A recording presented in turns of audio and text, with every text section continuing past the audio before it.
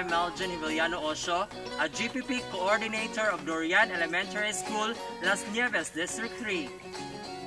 Presenting to you a non-central category of Gulayan sa Tahanan 2020. Welcome to Dorian Elementary School. Ako si Kurt Ihabagat, ang principal sa Dorian Elementary School. Ako ipasigarbo sa pagpresenta kaninyo ang atong official entry sa atong Gulayan sa Bakuran non-central category alang karong tuiga 2020.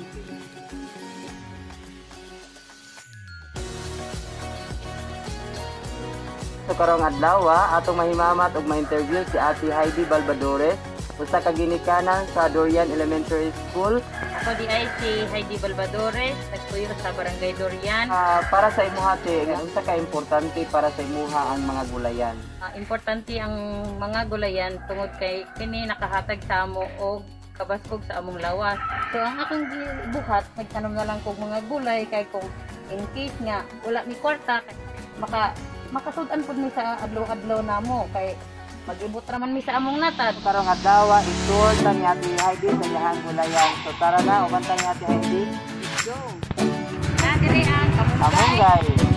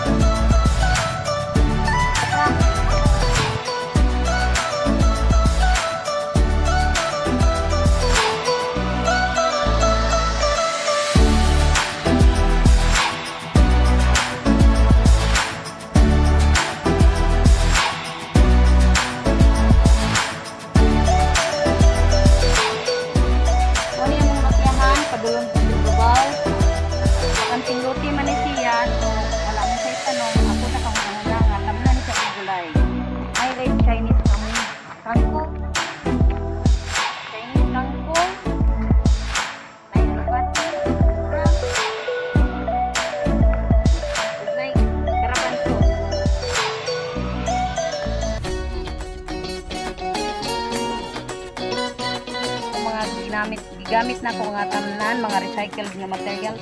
Kani siya ang plastic bottle nga 1.5. Mo ni siya ang sako, siya ang balde na mo nga guba. Mga sako sa siminto, silupin. Mga plastic bottle nga mismo. Langgana nga daot, balde. Mga container nga wala na gigamit. Nahay galon, nahay sudlanan sa mineral water, apay planggana, TV,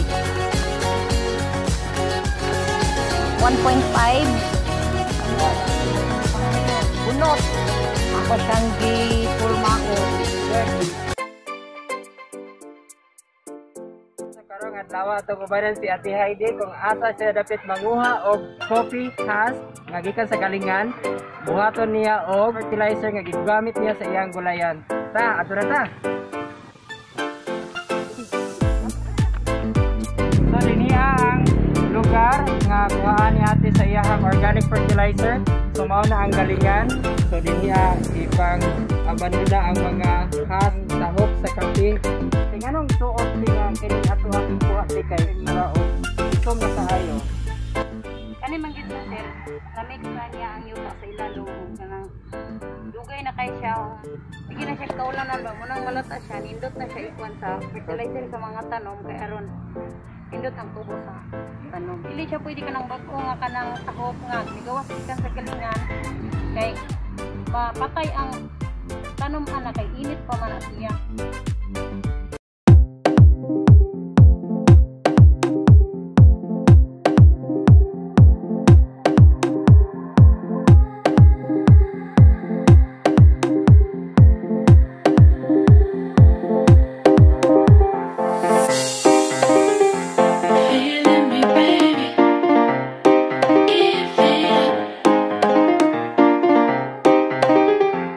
This could be something.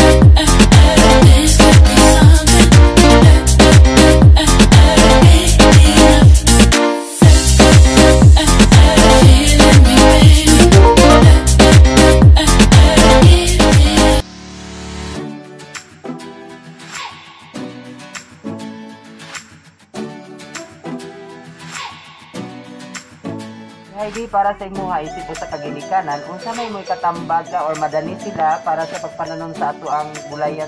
Mga ginikanan sa Barangay Durian, ako kamong gihiawhag sa pagtanong og mga gulayan diri sa inyong mga palibot bisan pa og gamay ra na inyong lote kay aron kamo makasurvive sa pandemya.